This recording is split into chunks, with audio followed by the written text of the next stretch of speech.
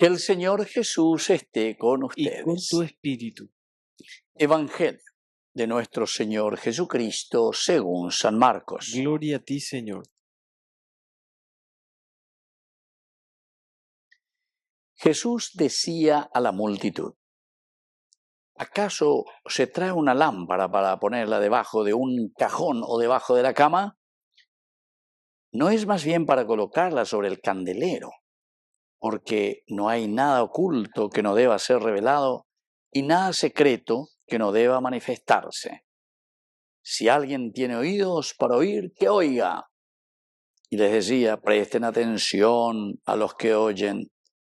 La medida con que midan se usará para ustedes y les darán más todavía, porque el que tiene se le dará, pero al que no tiene se le quitará aún lo que tiene.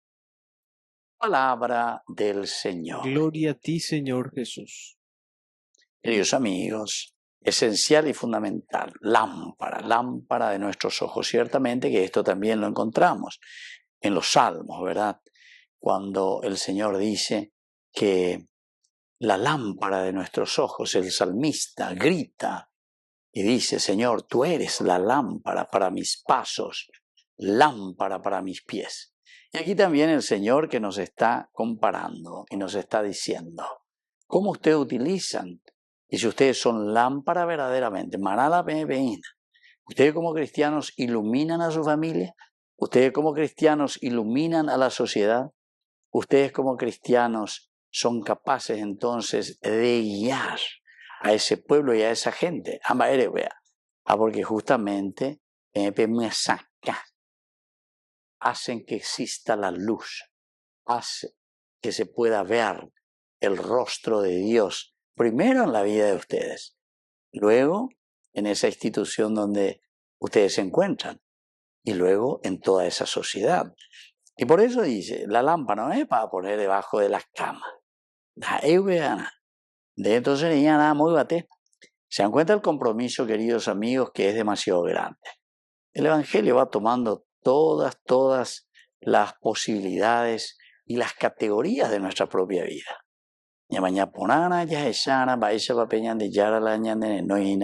Entonces, en ese lugar, esa es una de tus categorías de tu vida.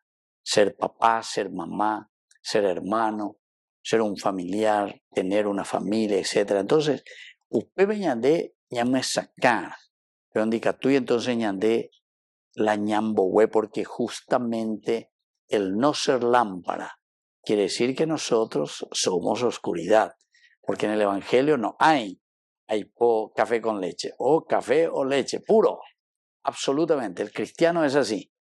Entonces, o se juega verdaderamente por Jesucristo, o es una gran oscuridad también para su sociedad. No es más bien esa lámpara para colocarla sobre el candelero, porque no hay nada oculto que no deba ser revelado y nada secreto que no deba manifestarse. ¿Y por qué, queridos amigos? Y esto es demasiado fácil, ¿verdad? Enseguida, si decimos que hay plata, que hay riquezas, que hay recursos, ¿verdad?, dentro de una nación, y si nosotros seguimos pobres, si nosotros seguimos ya ¿qué quiere decir? Demasiado fácil, ¿eh?